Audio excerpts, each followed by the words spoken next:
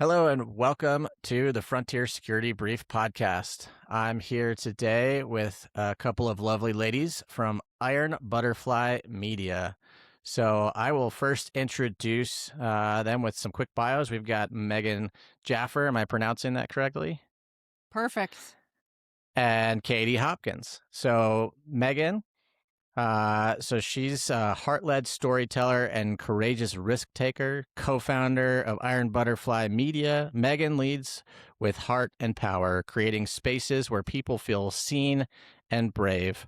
Her path spans industry and nonprofits and includes years of supporting the intelligence community, always in service of honest human storytelling. Her superpower is radical listening, steady empathy, and fearless creation. She champions women of every age and stage, inviting them to claim voice, take risks, and lead with love.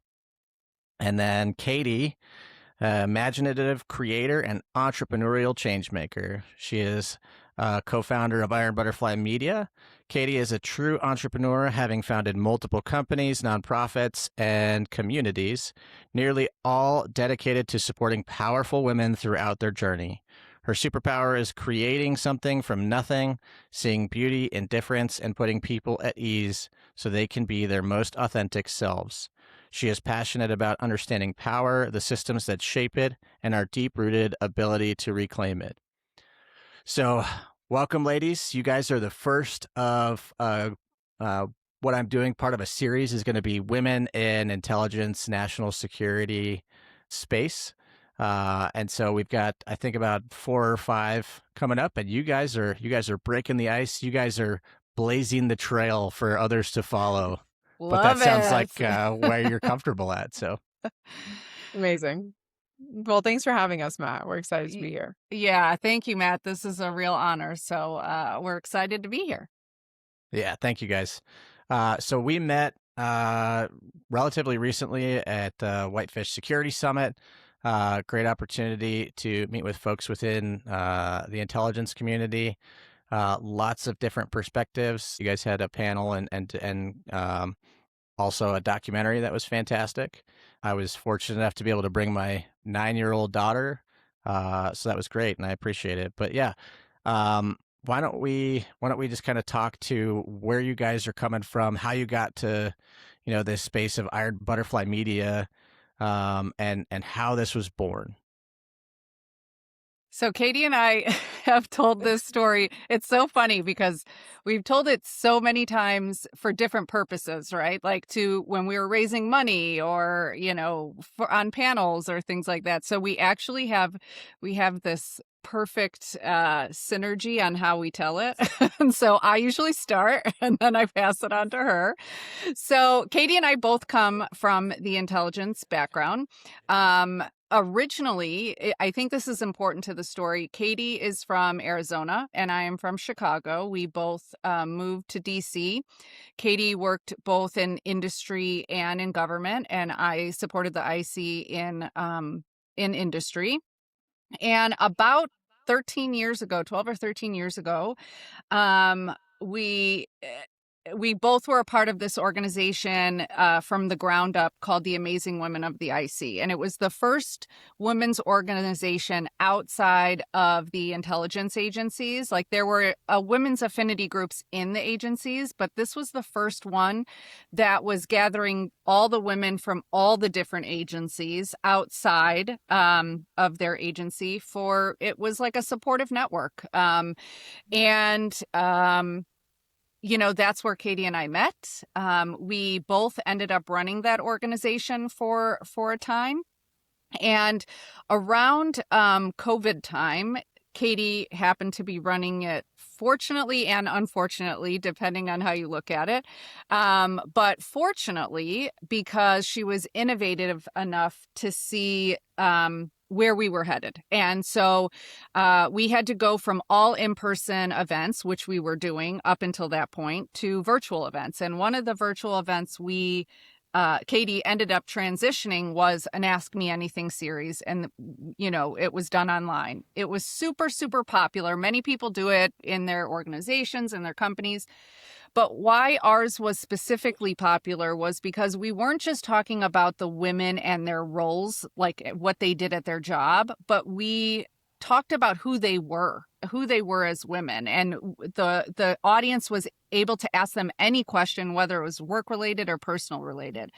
So around that time, the podcasts were blowing up. Cadie always says, she was working from home for a bit during the COVID period, and DIA was telling her, you need to be listening to these, reading these specific things and listening to these specific podcasts. And we recognized that there were national security podcasts out there at the time, but they were all topical. They were, like they talk about Russia and Ukraine or Israel and Hamas, but they weren't really talking about the people. And that's what Cadie and I were really about. That's why we had this organization. That's what we've been doing throughout our career, is really talking about the women. And so Iron Butterfly podcast was born out of our living rooms, just like this. It wasn't even over Zoom at the time. I forget what platform we were using, but we started our first season with our friends and mentors, and it became, that first season we did 15 episodes, and it became a thing, and people were listening, and it was popular. And so we continued to do it our second season. After we realized it was popular, we became really kind of thoughtful and strategic about what we wanted to do with the podcast. And we really wanted all the agencies, all the 18 intelligence agencies represented. We wanted ethnic diversity represented, job, whether you were a junior or a senior person in a role. We didn't want to just highlight, analysts, operators, and engineers, which we do highlight, but I think those are the most common people think about the agency. But we wanted to show the cornucopia of jobs inside the IC. And I like that. I've never heard you say that. Cornucopia. I love that word. And so we did. And then fast forward couple years, we realized we wanted to do something bigger. We were doing the podcast, but we realized these stories were bigger than just our community of people who were listening. We really recognized that anybody could listen to these podcast episodes and relate, both men and women, but specifically women. They could be in any field. They could be women in healthcare, women in education, women in construction, and really understand where these women were coming from. And so we decided we were going to produce and direct our first feature-length documentary about 10 of the women.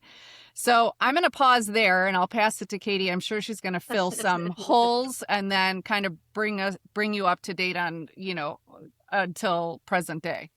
Yeah. Thanks, Megan. I think the only thing that I would add is maybe a little bit more on our motivation to start Iron Butterfly. So for those who don't know, Iron Butterfly was actually the code name of the first female chief of station at CIA. And like Megan said, our work has always been very human focused. Like we haven't, as I always make the joke, like we're not interested in what Putin ate for breakfast yesterday. Like we're interested in the people that choose to serve this mission, why they choose to stay, and like what it is that motivates them. And I think kind of rebuilding that human element that's oftentimes missing from national security. I had this personal revelation, and I know Megan probably has her own version of this story, but I remember during COVID, I went home for a holiday, and we were sitting, it was Thanksgiving, and we were all sitting around the table. I was sitting around the table with my extended family. And I remember my relatives talking about the deep state. Like, I think it was some like Russian election interference thing. And they were like, oh, this deep state is like out to undermine democracy and all this stuff. And I was working in the intelligence community at DIA at the time. And I just remember thinking to myself, like, they don't realize that they're talking about me. Like, I am the deep state. And it was this really like important moment for me because my heart broke a little bit because A, I felt judged by my own family. And B, they didn't even realize they were judging me, that they were talking about me. And so I think I started to realize just the extent to which we always talk about, and Megan and I make the joke now, we thought at that time trust in government was at an all-time low. I think we've sort of watched that continue to spiral in a downward trajectory. But I think we oftentimes forget that like these are real people with real stories and real faces and real families who show up every day to just do the work, and have the best intentions. It's not to say that, they can't make mistakes. Of course they make mistakes. We're all human. But I think there's a big difference between making mistakes and actively trying to work against the will of the American people, which is just not our experience. So when we started the podcast, and of course, when we started the documentary, that was kind of our North Star, was how do we just bring these humans to more people to rebuild some of maybe that trust that's been lost. Because I mean, what the reference point that a lot of Americans have for the intelligence community now is like James Bond, Jack Ryan, and like say what you want, but like, they're sexy, they're running around in like corners of the globe that most Americans have never been to. They're shooting guns, they're drinking martinis, but like you don't trust the guy. Like I wouldn't be like, who do I want to trust with the people that I love most in the world? I know I'm going to give them to James Bond, right? Like that's just not like there's just no trust there. So I think that was really our goal, was to rebuild that trust. And then I think so we started that documentary project in 2022, I believe. And then over the next kind of 3 to 4 years, we really worked on finishing it. And a lot changed from 2022 to 2026. And I think what ultimately came out of it was not only that we were kind of trying to bring out the human side of this profession, but also that, I think we need more models of power in the world that are positive and moral and ethical and driven by integrity. I think, Megan and I, just because of the nature of our work, spend a lot of time talking to younger people. And I would say nearly universally, they believe that power corrupts absolutely. And I think what we're trying to show with these powerful women is that that's not the case. Like there is an alternative. There is a version of power that exists that doesn't seek to control, but actually seeks to share power and seeks to create difference and to embrace difference and kind of to invite that into our organizations, into our communities, into our American society, right? So that's kind of ultimately how the story has shifted and what really we're focused on now. Yeah, I mean, you said you guys started this during like the pandemic, and do you think that it had a positive impact in the sense that more people were at home, more people were watching and getting into the podcasts, and it really helped gain traction, and then it's really morphed over time, and you guys have had to adapt, no doubt, but also stay true to the core mission that you guys are working towards, and obviously, the focus of the documentary. I don't know if that started from the beginning and it always been in the kind of something under the surface, and then you guys were like, let's do this. But it was an interesting time to start a business of any kind, really, during the pandemic. But you guys were operating in this space that most Americans were uncomfortable with. So, how would you say your experiences before this kind of influenced and maybe inspired you to go down this path? That's a good question. Do you want me to start, Megan? Yeah, yeah. Okay. Yeah. So I think what I would say to that question is, I mean, number one, Matt, I completely agree. Like, we could have a whole podcast season on why this documentary shouldn't exist. Like, why this podcast shouldn't exist. Like, the amount of obstacles and challenges that we encountered, and I think this is true of any artist, any creator, any entrepreneur, were innumerable and completely like there was no ability for us to anticipate those when we started this journey together. But I would argue that you guys were almost more needed than ever during that time. I mean, it's honestly why I started in my space. I mean, like I list on it's on my website. It's like the first thing you see that we entered a time where things have changed, and there's trust in government.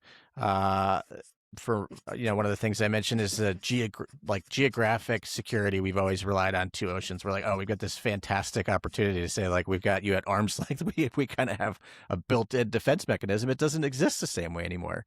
We've entered national security and people-wise into this kind of new territory where I think we do need to focus more on these relationships, building that up with the people, and we need good people more than ever to respond to protecting the way we live.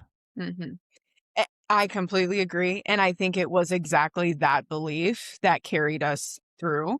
It's not to say, of course, there weren't moments of doubt, but I think it wasn't to say that that we just had tailwinds, right? Like there were a lot of headwinds throughout this process. But I think because of what Megan and I knew from the communities that we had built, from the jobs that we had previously had, like I knew that I needed it. And I knew that I needed it more at that time than I had ever needed it before. And I think and we had heard from the community that people needed it. And so I think we just really kept that belief. And there was never a point where we were like, there were some times when we were like looking down the barrel of a gun, like Iron Butterfly might not see another day. So how do we need to evolve? But we still, even in our worst case scenario, we're like, we're going to figure out how to get this documentary done. Like, even if we have to stop everything else, like this documentary will get done. And so I do think it was that belief that really carried us through. I know you have really strong feelings about this, Megan. I think all of that is 100%. I only would add a few things to that, which is when we first started during the pandemic, and I think this was the first part of your question, and Cadie said she really needed this, like for herself. That first year, almost 100%, I would say, of the people who would DM us about the podcast said that they were feeling, most people have mentorship relationships, or they are, it is important. Not everyone works from home, and especially in the IC, people work in an office, right? They go to an office every day. They're surrounded by people that maybe they get directly mentored by or indirectly, and they don't even realize it. And I think the people who were listening to our podcast had this realization that they still needed that. They needed that interaction. They needed that mentorship. They needed that uplift. And they felt like the women that we had on were speaking to them, even if they didn't know them, right? And it kind of carried them through, which was, of course, when we would hear that, a huge motivation. And that was early on. And then fast forward to the last year and a half, we had another set of circumstances that we had to face as far as funding and being women in this space, in the government space. Even though our company is a LLC, we don't receive any funding from the government, but we invite government workers on, right? And so we had a different set of circumstances that we faced and hurdles that we faced.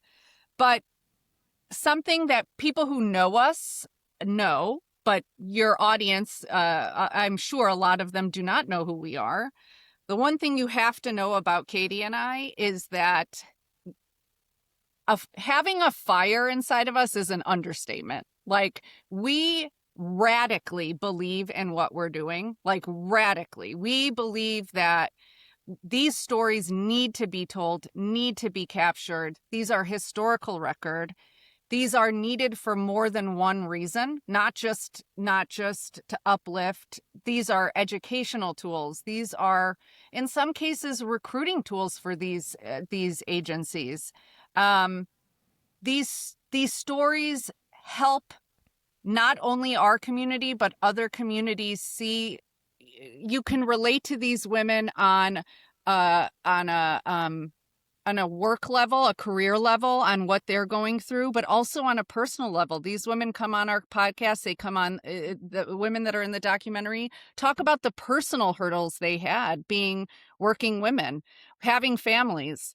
And we fiercely believe in sharing those stories because women need to hear them. And quite frankly, men need to hear them too. We have a lot of male listeners. So that's the only thing I would add. Well, and you guys met me, you got me, and I'm going, all right, what is Iron Butterfly talking about? Because my daughter is loving it, and I think it's critical for her to have those examples that you guys are setting. I mean, she's 9, so what world? It's for me, right? I care about national security, I care about our homeland security, but you know, sure, I can work in the space and I can and do my part to, whether it was serving in the military or otherwise, to say I want to protect a future for my daughter, but that's just part of it, right? There's more to it, and other parts of it are her being able to see and experience relationships with women like you guys, because it's going to inspire her when she gets older and pursues whatever it is, whether she enters a similar space that we're in, or she loves gymnastics. She's very passionate about it. She's very good at it. And Can I so tell a yeah, funny I mean, story about that, Matt? When we were talking absolutely. to Natalie after the screening, we said, okay, so what did you think about the film? Like, what do you want to be when you grow up? Did it change your dreams? And she said, yes, I want to be either a gymnast or a CIA agent. We were like, our job here is done. Our job. Well, and I think it's funny because they're, I think it was Daryl. He says, you can be both. I think Yeah, Yes. that's right. Yes. That's right. her mind was like, wait a minute. It was like this whole new calculus took hold, that Not she's like mutually having to exclusive. reflect on the fact that she doesn't have to pick, which Yeah. is, it's also an interesting thing, and that I think lends itself to the humanity part of like what you guys work on, and what we're talking about is that, we often forget, right? Especially in today's polarized environment in the United States, where it's like this or that. A 9-year-old says, I have to be this or that. And then we can step in a very human way and say, nope, No. you could do both. You could do a third thing. I mean, You can do that's 100. I am So, I I am think it's a a very example valuable of lesson. that. Like, I have had really three very different careers in my life, and I've told this story a couple of times, but I really credit Cadie to making me realize this, because I had 3 different careers. When I was in my late 30s and you looked at my resume, it looked a little crazy because it wasn't this linear thing, right? It was like I did this and then I went over here and did this and went over here and did this. And I was lucky enough to have bosses to see that as a positive, not a negative. And so that's why I've had a really amazing career. But I remember talking to Cadie saying, I always felt bad that I didn't have that linear kind of job track where you couldn't label me. You couldn't say Megan was a case officer, or Megan was an engineer, or Megan was an analyst. And I always felt self-conscious about that because, like, you couldn't really put a label to what I was. And Cadie said to me once, but that's the best place to be, because you don't want to fit into a label. You want to be able to be whatever you want to be and transition into whatever you want to transition to. And it was from that moment on where I was like, yeah, like this is a great place to be. So my point is, the young girls out there, young boys too, like, you can have multiple careers. We are documentarians. I didn't even know documentarian was a word until 4 years ago. So, like, if you have a dream and you can put the time, the effort, the perseverance, and in some cases you do have to put some money into it, you literally can do anything at any point of your life. Like, Cadie and I are different ages, and we both took leaps. you can do it. Yeah.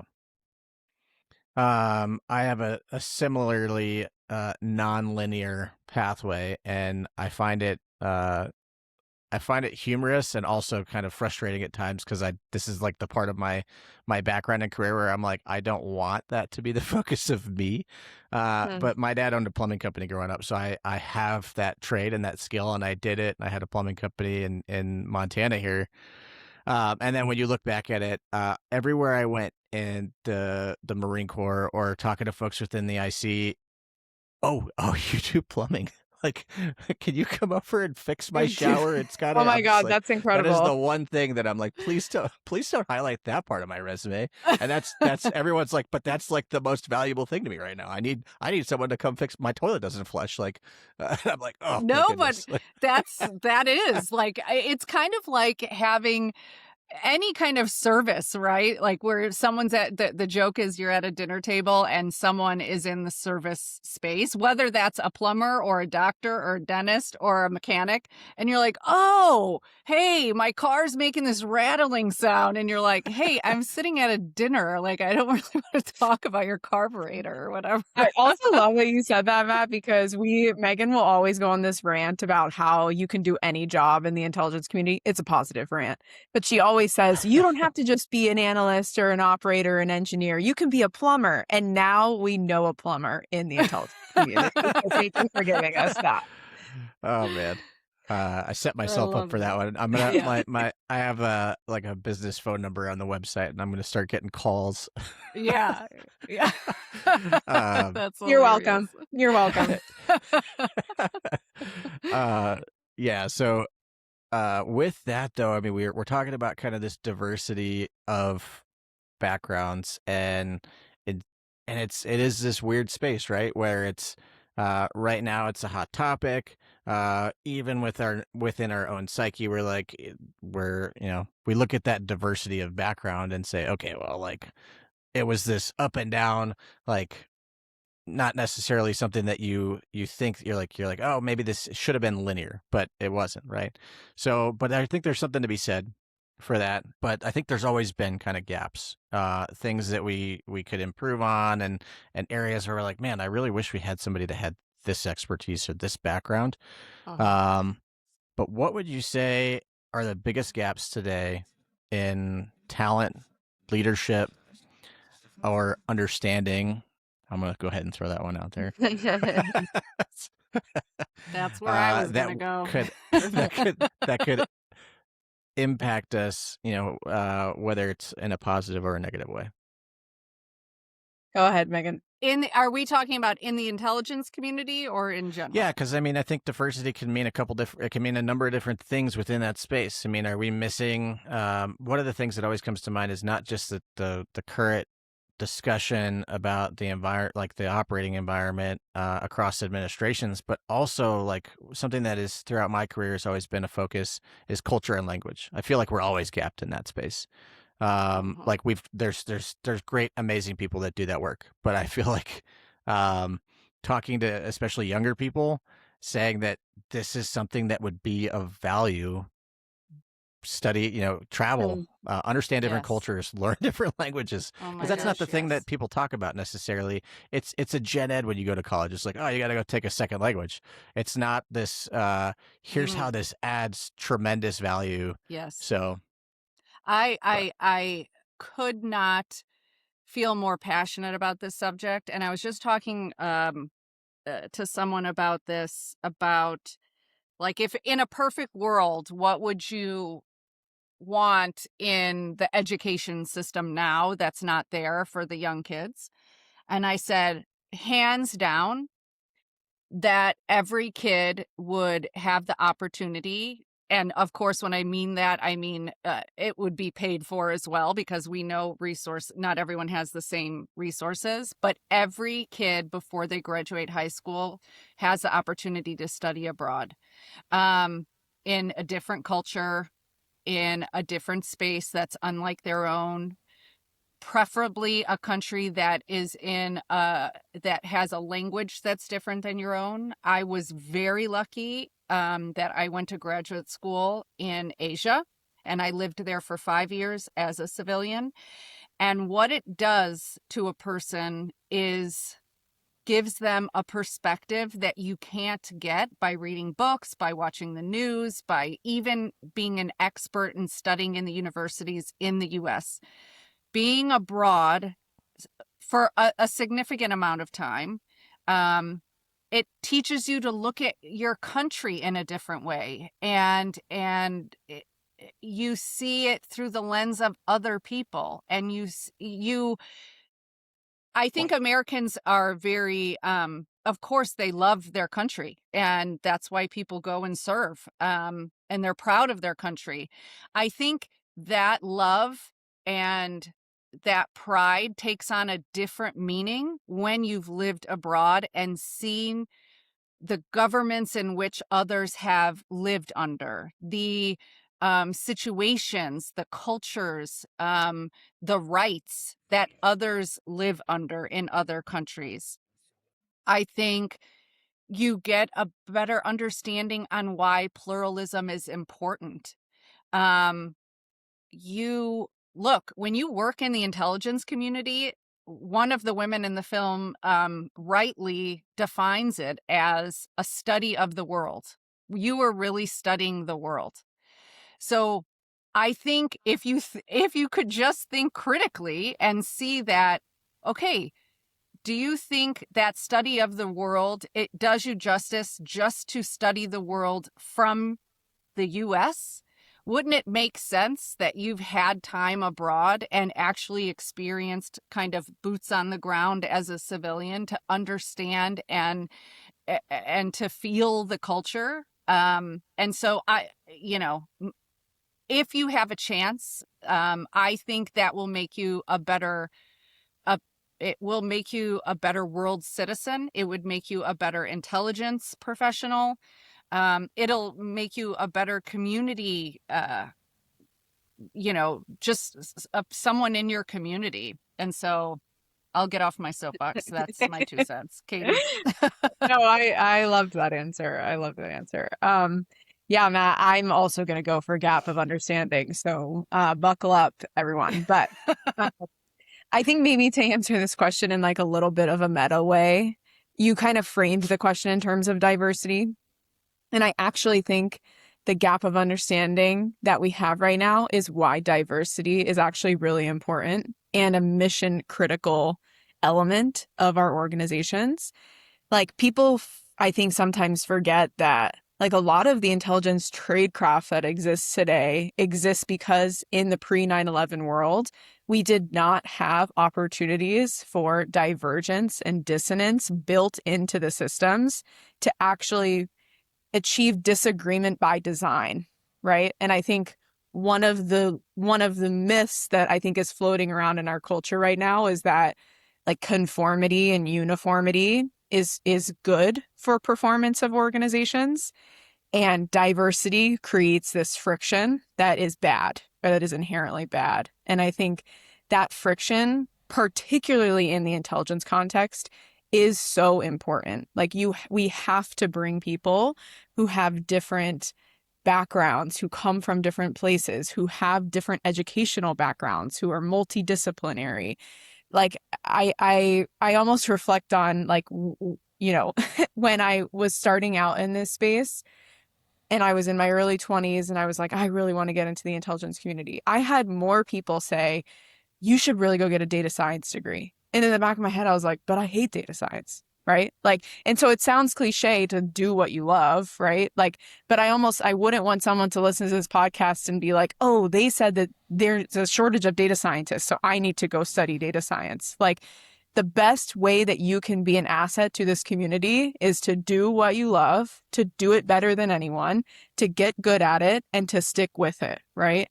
And so I think about like, and now, I mean, even just as an example, to use that data science example, some data scientists now with the rise of AI are going to be the first ones to be let go from their jobs because AI can do data science better than humans can do data science, right? So I think I would encourage anyone who's listening to this and thinking about joining this community not to think about, it's easy to go onto the websites and say, oh, they're looking for, this technical discipline or that engineering discipline or this language. Like, you should only do those things if you love those things. If you love those things, great, amazing, go do it. But don't do it just because you feel like someone else is telling you that you should, or that you're an incomplete applicant without those things. I think the way to add the most value to the community, frankly, is to find out what you're good at, to find out what you enjoy, and to just commit to that. That was a beautiful answer. Thanks. And I think to that point, not that I want to dwell on plumbing any longer, but if you No, go I on, actually would like to dwell on plumbing. I'd love to hear how this will if you come out. go onto the agency's website, you will find jobs for people that work in facilities and things like Yes. plumbing. So Yes. it's not, Yeah, no, it's true. People think it's, again, it goes back to that perception of James Bond or, I or also Jason would Bourne, take it Jack Ryan. It's like, well, if James Bond could have turned a wrench, he probably would have gotten a different kind of job in intelligence. No, that's so true. I was going plumber to with a ask clearance. that was going to be my follow-up question too, Matt, is like, I'm curious how you feel like being a plumber like develops your thinking, or like, and sorry, I know we're podcast hosts too, so like I can't turn off the questions, but like, how did that make, how do you feel like that made you a unique intelligence professional? So for me, I don't think it was the plumbing itself. I mean, working with my hands has always been something I enjoy. Plumbing was not a rewarding thing outside of the community work to say, wow, this is really positively impacting or influencing my work. I will say that what it did give me is I got into plumbing because my dad's a plumber. He retired a few years ago. And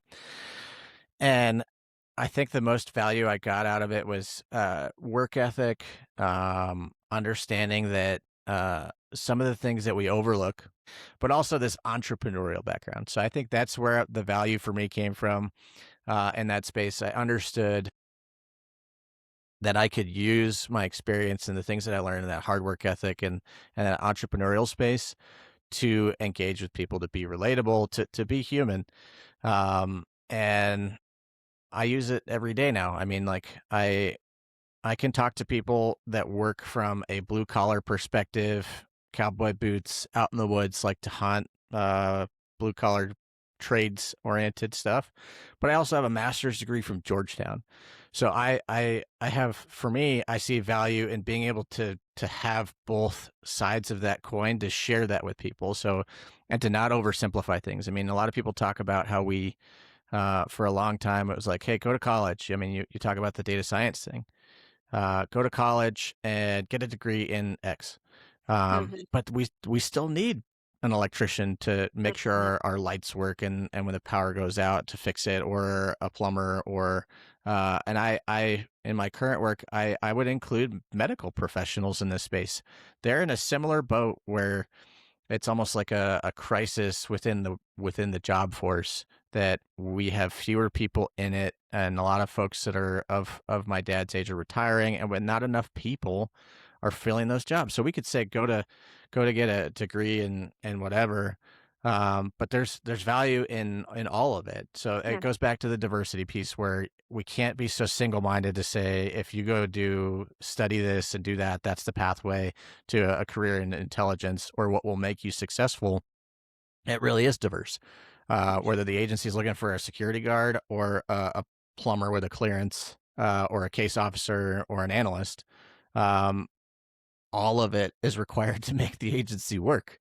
So I think I'll turn it back to you guys with a question, in the sense of, where do you think we can do that? Because right now, a lot of people we get hooked on our passion, our thing, and say, this is what you should do, or this is what we should improve or change in the education system, or what have you. But I think it's a whole of society approach, in the sense that it's not just what happens at school, it's what happens at home. Like, some of the things that we're not doing is, we're like, some parents aren't telling kids these things of what's available. And that's personal bias, and that's totally fine. We all have it. But creating this diversity requires not just the space and the educators telling kids like this is what you can do when you grow up, but the parents have to do it too. I mean, we as a society have to make it okay to say you don't have to go be an influencer. You don't have to be. I had to say it. Oh my We're on a, here we are. Here we are in a Here podcast. we are on a podcast, yeah. But like that's the thing, right? Oh You guys gosh. all have different backgrounds. I have a different background. This is part of our identity. This is not the whole thing. Yep. And I think kids understanding, just like with Natalie, the conversation, I guess we'll draw it back to that is, I mean, it was binary. I could be a gymnast or I could go to the intelligence community. It's like, doesn't have to be that way. Mhm. And I think that meeting people like you is part of it. And it helped me give that to my daughter to say that it doesn't have to be this or that. But I'm curious, where do you guys think we can improve really with the youth? Because that's what's going to shape in 15, 20 years, people that are coming into, shaping the direction of the communities that they work in. Can I just jump in real quick, Cadie? Yeah, of course. So I am going through this right now. I have a 16-year-old son who is a junior in high school. And the world is different. I think every generation says this, right? Like our parents said it, but your generation was different than our generation. What you guys, you have to go to college. That's what they would tell me, right? You'd be the first in our family. And now it's shifted again, right? And to your point, the trades are extremely important. But now my husband is first generation in this, his parents moved to this country. He took a very linear route, right? He was educated. He is a lawyer by trade. He did it exactly the path that you take to be a lawyer. That's the path he took, and he was successful at it. We already talked about my path. I was the first in my immediate family to go to college. My husband is now a professor. So you would think we would be telling my son, you are going to college, right? You absolutely need to do that. And we had to really sit down, my husband and I. And so you ask, what can you do, right? We had to sit down and talk just between him and I, my husband and I, and really take stock on what the world looks like now and what is needed now and how people are learning now. And it's not just college. Not saying you shouldn't go to college. That's just not the only path, to your point. And that was a hard pill to swallow for us to say, like, okay, we're not going to push college to our son. It will be one of many options for our son, right? And that took a little bit for us to kind of retrain our mind and our brain on, okay, it's okay that is one of many options, not the only option. And so we have many conversations with our son right now. We don't rule out anything. We still think it's important that he keeps his grades up. We still think it's important that he takes his SAT, because if he chooses the college route, then he has those things to go that route. But if he doesn't, that's okay. If I think he'd be okay with me saying this because he said it out loud, but he's thinking about taking a gap year. He's thinking about going and doing volunteer firefighting for a year until he can really wrap his mind around what he wants to do for the future.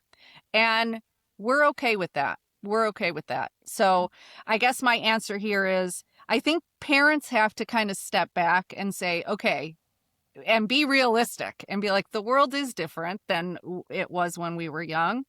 And we have to change a little bit. We have to be able to be flexible in the way we're thinking about things, and the options that we're presenting to our kids. So that's what I would say. Yeah, I completely agree with that answer. Yeah, I think this is actually true in any mentor-mentee relationship. I think I reflect back to, again, being a young person and sitting in front of these mentor figures and asking them, like, and talking about my career. And I felt like those conversations were always very like should oriented, like you should do this, you should not do this. And I remember, so the way that I actually ended up meeting Megan and getting involved in AWIC, the women's community that she mentioned, was my first job. I didn't work with a woman. I didn't even see a woman who was over the age of 25 for a couple years into my career. It was just a very male-dominated career, and most of the women were either my age or didn't exist. And I remember Tish Long, who, as many of you know, was the first female director of NGA, a major three-letter agency. She was a senior advisor at our company. She was the first woman. She came in for a session, and we were all sitting around the table, and she was the first woman I ever saw run a room. And so I remember I emailed her with like the gumption that only a 22-year-old could have. And I said, "Hey, Tish, I want to grab coffee." And she said, "Well, I'm a little busy, but I'd love to invite you to this group of women that like I think would be really helpful for you." And I remember having a mentoring conversation with her about my career. And I remember her saying, "Well, what do you want to do?" And I remember that question literally broke my brain because I wasn't used to people asking me that. I was like, well, like, I don't know. This is what people are telling me that I should do. But like, I guess I hadn't given that question enough thought. And so I guess I make it a practice in my own mentorship now and just in my own relationships. Like, we can share our own experience. Like, I can say, this is how it worked for me. And this is how I know it's worked for other people. But I think the second we switch into should language, like, and therefore you should do this, that's like a bridge too far, right? Like, I think, like Megan said, we have to recognize that our experience is not everyone's experience. And while, yes, we can share how we might have arrived at a certain place, acknowledge that like that's not necessarily going to be the case for everyone. So I always try to like look out for that. If I hear that word come up, it's kind of like I like raise the red flag on myself. It's like, oh, like back up. I shouldn't have used that word. Like, this is my experience. But at the end of the day, like, I think when we speak to young people, like, I always try to keep it focused on, well, what do you want? Like, what, like, where do you want to go? And it's okay if they don't have an answer to that question, but I think just making them the center of their own career, it sounds very basic. But instead of like imposing things or models or like recommendations onto them, I just think it's a much more fruitful conversation on both sides. Do you guys think that there's something that we're doing that is essentially counter to what we're discussing? Is there something that we're doing that's necessarily like hindering or even harmful to the kids and young people's? I mean, I say young people in terms of like 18 to like 25, really, who are unsure or trying to figure it out, like you said? Or is it really just more of us coming alongside as a mentor, as a guide, but not saying you should? I have an answer to this, Megan. I don't know if you want to go first. I think the first thing that popped in my mind is, I think when young people see models of power, those models require conformity. And so what I mean by that is we don't see healthy public disagreement in public discourse anywhere. So I think as young people, one of the reasons why they're afraid to come into these systems is because they know that they can't be themselves in that system, right? Like, it's almost like if I don't agree with the system 100%, that it's not the place for me. Because if I disagree with the leader of that organization or with my boss, I will get fired. Because we see that politically right now. Like, we see the consequence for diverging from your leadership is that you are fired, oftentimes very publicly. And so I think when I think about like how to create diversity in organizations, you have to create an environment where it is not only permitted, but also encouraged that you will be different, and that I don't see your difference as a hindrance or a threat to the organization, but an asset to the organization.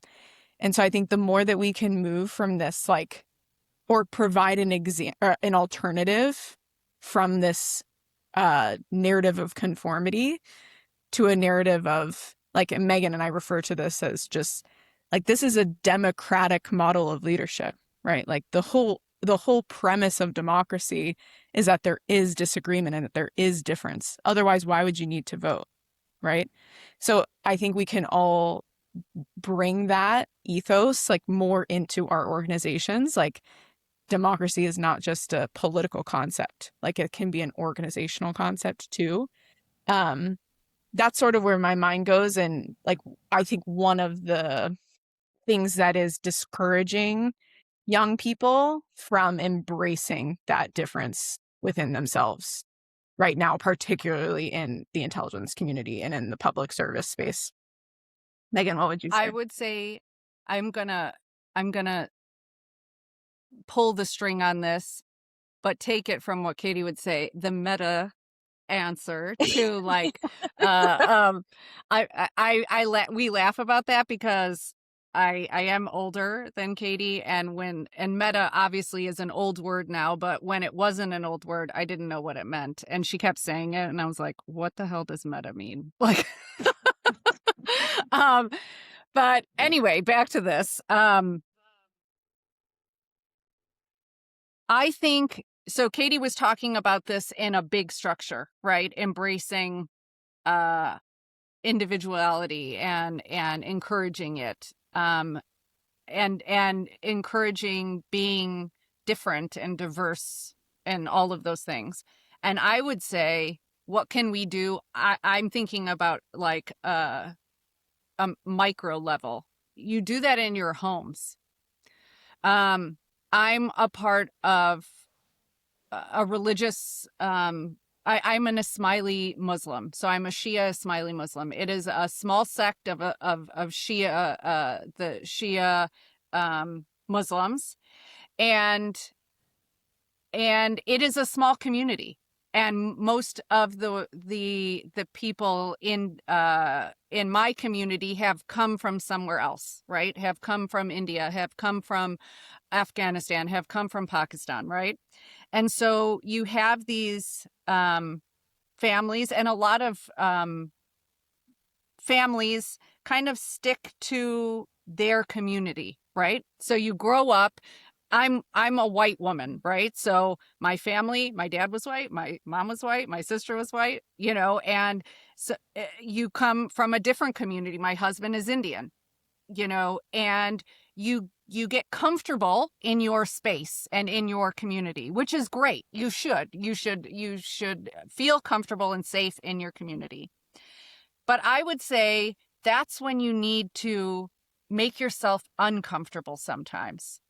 And so if you want to model for your kids, then maybe invite someone to dinner that is not from your community.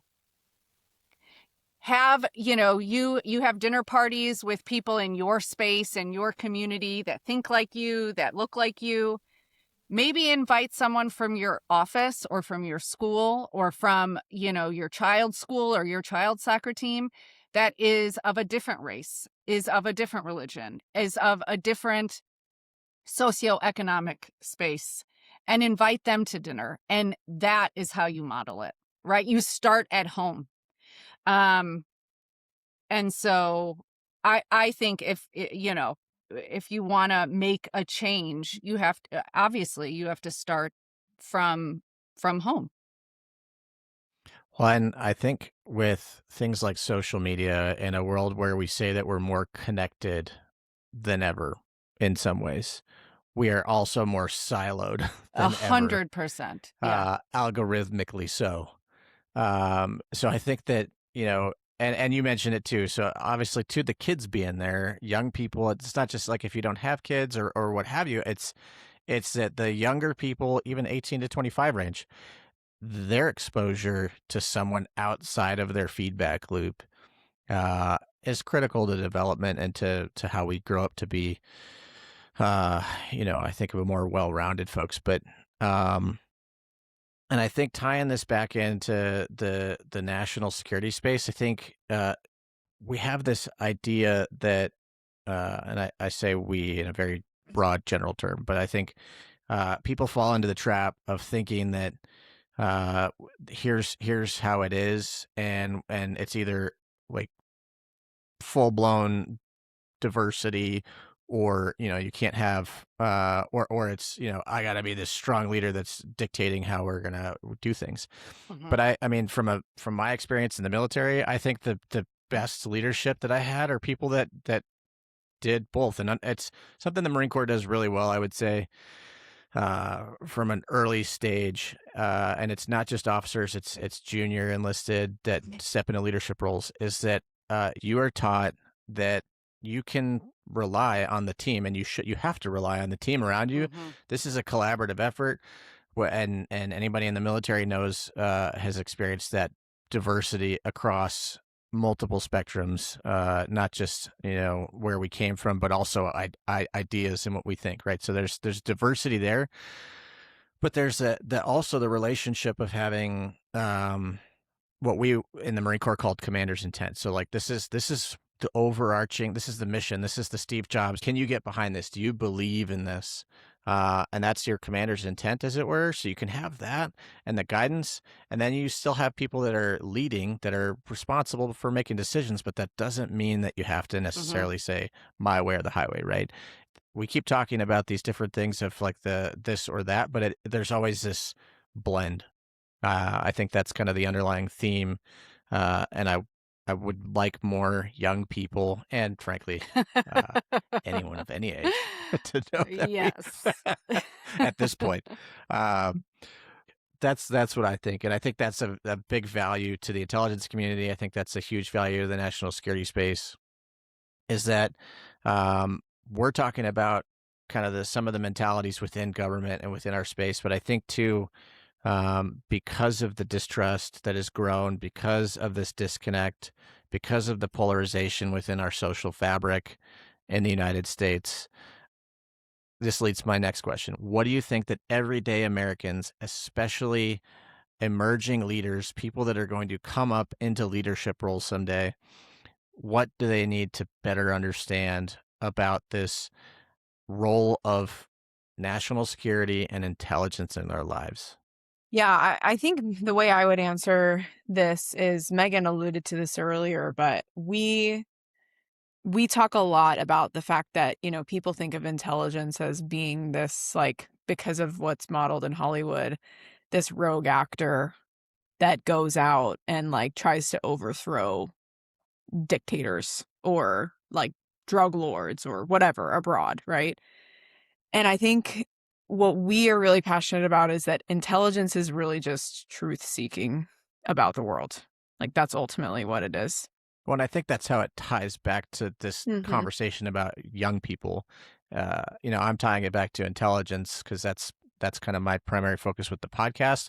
But it matters because it's not just the intelligence space. This is across the board that people need to have that perspective, and we, as a society, need to do a better job of being open minded to a perspective that's not our own. 100%. Yeah, Um, and so so, I but think yeah, that one of the ways we can do that just as everyday Americans or everyday humans is like being curious about the world, right? And like Megan said, putting yourself out there in uncomfortable situations where you're not just reading about the world on a page, but experiencing it. And then I think one of the biggest parts of this is having the humility to change your mind.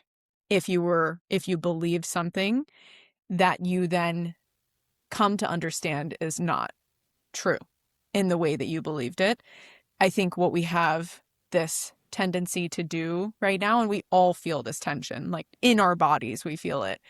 Like what I believe, especially the stronger I believe it, it's part of me. Like it's part of my identity. And somehow for me to say this belief was wrong is for me to say I am wrong. and it becomes like this identity crisis. Versus, I think if we can explore and query and understand the world just with a little bit more openness and be willing to change our minds when we are presented with information that challenges our beliefs. Like, I think if everybody developed a little bit more of a practice of doing that, and like, there's no perfection, right? Like, this is, we're all going to be working on this till the day that we die. But I think to bring more of that open-mindedness and willingness to change, I think the world would just be a much more tolerant and like loving place. So I think that answer is perfect, and I'm not going to add anything more other than to say, and I think this is the saying, that rising water lifts all ships, and all aspiring leaders need to live by that mantra. You don't have to, it's not one versus the other, or because I have, the other person doesn't have. You know, when you succeed, bring others up with you. It doesn't, there's enough pieces of the pie for everyone. And if we can remember that, and we can remember that, no one can do one thing all by themselves. You can't become a leader all by yourself. And to your point, Matt, about this is what the military does really well, right? Is ingrain in you that it is a team. Life is a team. Family is a team. A job is the team. And just remembering that, I think that's critical. Do you think that our adversarial nations, do you think that they also think that there's value in this idea? Are they not going to tap I would into say that? yes, but I would say, I've lived and worked and traveled abroad a lot. And I can tell you that there are countries that don't have that mindset, that it is, it is, the success is mine and mine alone, and I'll do anything to get to the top. It doesn't matter what that means for everyone below me. And it very much is this hierarchical kind of structure in their workspace, in their government space, in their home space. And so I think that's the beauty of America, right? That is the beauty, is that at the core, that's the core of what we are, is kind of a team. We've seen it. I hate using this example, but post 9/11, like, we came together as one nation, one team. And so I don't think all of our adversaries know how to do that, to be quite frank. Well, and I think, in terms of the narratives that people have, whether it's an adversarial country or a narrative that we could promote here, everybody's using media. It's a very powerful way to get to people, to get a message out. And so, I mean, I see you guys as kind of a light on a hill, a beacon of a bridge between what perception is when people are not informed or have this idea, especially as polarized and in a lot of ways some negative opinions there are. I see media as a way to positively influence the relationship between the public and the intelligence community, the national security community.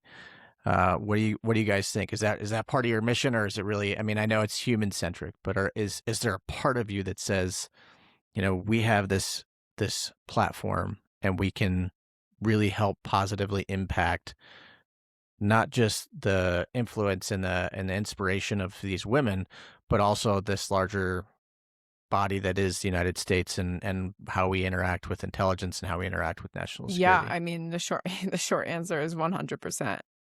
I mean, like, a big mission of the media company is to amplify those narratives and to amplify those stories. And we do that in a very human-centered storytelling way. But yeah, absolutely. I mean, this is one of the most powerful tools that we have in our modern world to change hearts and minds. And or if not to change hearts and minds, just to offer a new perspective. And so that's absolutely what we use our platform for. That's why it exists. That's why we continue to invest in it, because we believe that that is in of itself an asset. I would also say a big motivation is like documenting these histories. Like there are so many histories that we just don't document. Like a lot of our understanding of history is typically written from a single perspective. And I think being able to offer different stories of how things came about, and to document the people along the way as part of the historical record who have created the world that we see, for us is super important. Well, and I love the way you guys do it because you talk about documenting history. My undergraduate's a history degree. So I'm very stuck in like, it's in a book, and there's an encyclopedia, there's a there's this, and good sources, what have you, right? There's all this stuff, but there's something to be said for really uh many years before kind of what we would imagine as conventional documented history was storytelling. That's why it's so cool that you guys do it this way, because for literally hundreds of years people were telling stories, and that was the histories. That's how so much culture, and that's where I think it's breathed, really, is in that space rather than writing it to paper, because you can't capture the real human feeling. And it's such an awesome way that you guys are doing it. So I ask a question to everybody, and I would like to put it to you guys too. And it's I feel like we've talked about quite a bit in this vein, but this is the question that I ask everyone that I bring on, in some form. But if you had to advise the next generation of leaders, especially women, on how to engage with national security or intelligence, what would you tell? I would say listen to our podcast and watch our documentary. Oh my And God. people who know me that I am not a self-promoter, so that takes a lot out of me to say that. But the reason I say that is because if you really want to know what the national security space is about, and the different opportunities and the different roles and the different careers and the types of people you would be working with, then there's no other place to get that feel. Yeah, and I guess I would just add, like we've been talking about this whole time, national security is a human business. And so to your point, Matt, like you can read all the books on national security that you want, but it's not going to give you the texture and the feel of what it actually is to be in the seat. And so I would say, yes, absolutely. Listen to our podcast. Follow us on social media. We're on YouTube, we're on Instagram, we're on LinkedIn, we're on all the things, wherever you podcast. But also reach out to people. Like reach out to people. I mean, I shared the way that Iron Butterfly started is because I, as a young 22-year-old woman, had the courage to reach out to an extremely senior woman who I probably lacked a little bit of context around. However, I had the courage to do it. And she said, yes, let me help you. And yes, let's talk. And yes, let me introduce you to more people. And so I think it can be intimidating to do that as a young person. But look, like if you send out 5 emails and only one emails you back, like great, that's one more than you had before. And so I would just encourage people to do that. I think my assumption coming into this space was that people were going to be a lot more private and closed because of the nature of the work. And while that is certainly the case with some organizations and with some people, just because of their risk tolerance, there's a lot of people who are very open and very generous with their time and very willing to help and excited to have those conversations. So I would just encourage people to do that.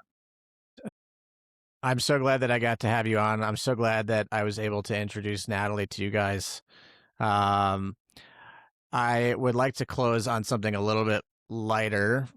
I noticed right away that Megan had an accent, and so when she said she was from, Oh, so my mom is from yay! Oak Park, so um, so uh, I want to kind of go back to your guys' origin stories, and then the irony was right with this connection that I found kind of fun was that here's this connection. Mom's from Oak Park.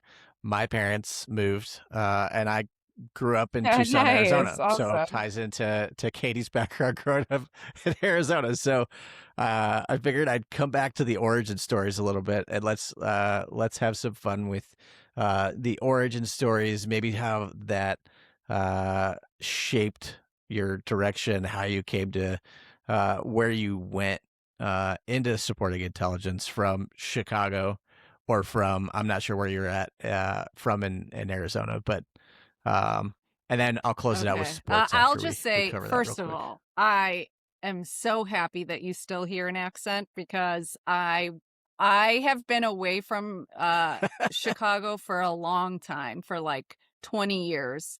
And when I go home, I can hear my aunts. I come from a really large extended family, and it sounds like Saturday Night Live. Like that's how strong their accent is. And so I always think that I've lost it. So even if I can retain a little bit of it, it makes me super happy. Um, I had no zero, and Cadie, this is similar to both Cadie and my stories. I had zero interaction with people in national security growing up where I grew up. I think my dad was in the military, but he was in the military prior to when I was even born, and he did not talk about it very often. I had met one man who was a retired Secret Service person growing up, and I guess that might have influenced me a little bit. I thought that was kind of a cool job. But I think my origin story, coming from where I came from, literally shaped it, to this day, shapes who I am, shapes how I look at things.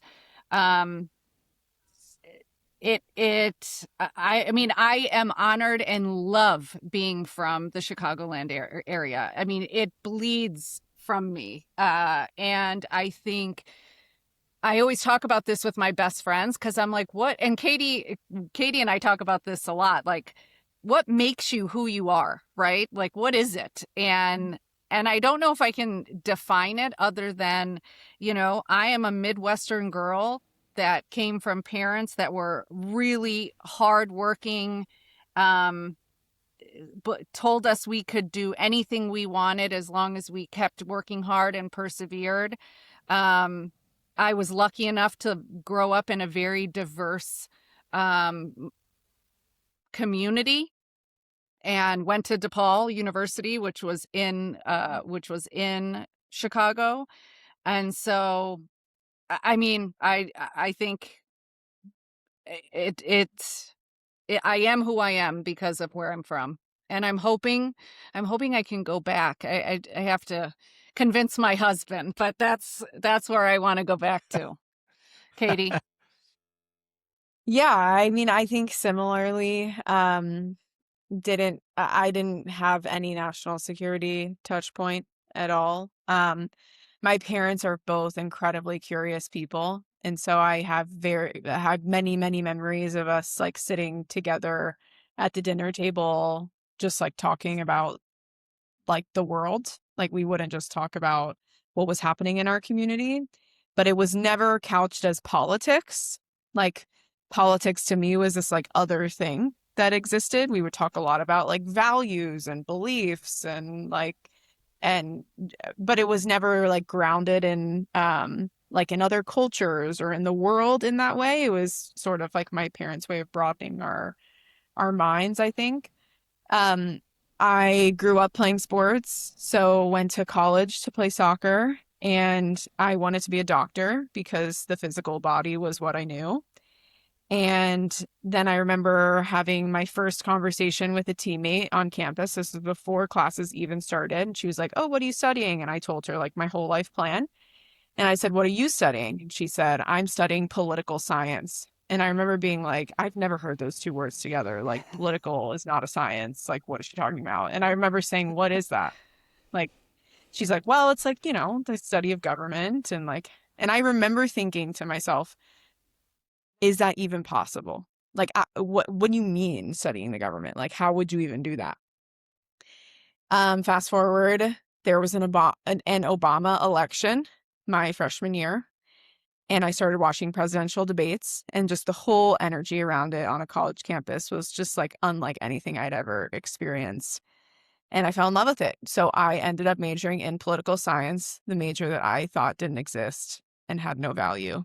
And then that's how I ended up in DC. So I think in many ways, like my upbringing gave me like the curiosity and the openness to think about things that were larger than my community. But I never really made the jump into the government space until I got to college. And that was just such a central part of the discourse that I had just never really been exposed to.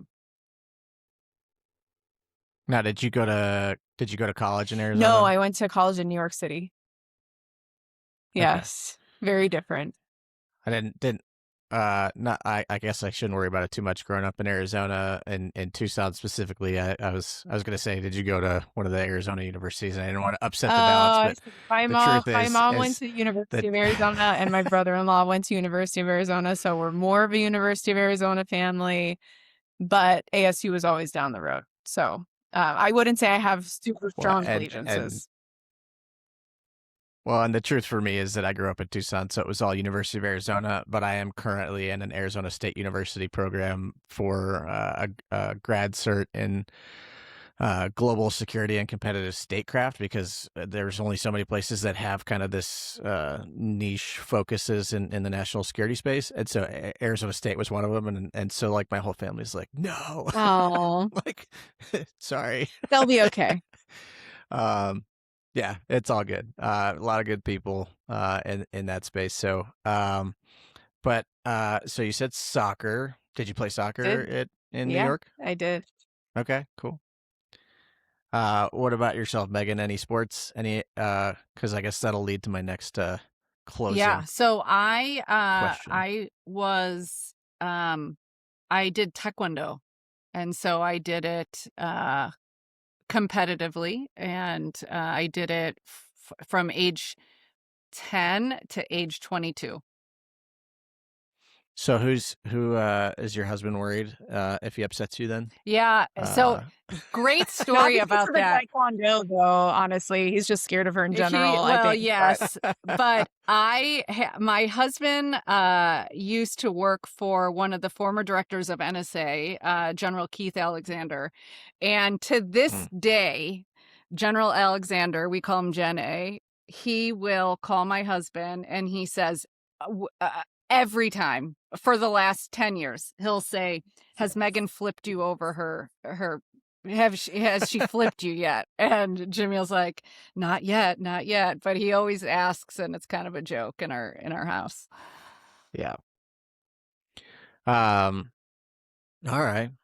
Well, that changes my question. I was going to ask about favorite teams. I have a favorite team. Don't worry, I have a favorite team, and I not in the taekwondo yeah. space, but I could ask Cubs or Sox. No, you can ask me. Well, first it's Cubs, Yeah. but I am a diehard Bears fan, and I'm very upset right now with them talking about moving as far as the stadium. And It's one of the oldest stadiums in the I country. I know, mean, and it's a beautiful one, and it's an experience every time you go. And I live in Northern Virginia, but last year I went home 3 times for a game. So, yes, diehard Bears fan, and go Cubbies. what about you, Katie? Do you have a team? Are you still following soccer? I definitely follow the U.S. Women's National Team. Um, I mean, it's been cool for me to see because I grew up when there was like the first dawning of pioneers in the soccer space, like Mia Hamm and Abby I was gonna say Wambach Mia and Hamm, yeah. Christine Lilly and, Shannon Box and all these just amazing players. So it's been cool for me to see it grow as much as it has. So I definitely follow it now and, love all the new team and like love that they're growing more and just reaching more young girls. I think it's awesome. Other than women's soccer, I can't say I'm a huge follower of sports, but I always love sports. So I'll just go and be your bandwagon fan. Well, and it ties in again to my own little family, right? Because we've got Natalie in gymnastics, but our 5-year-old, she'll be 6 here in about a month and a half.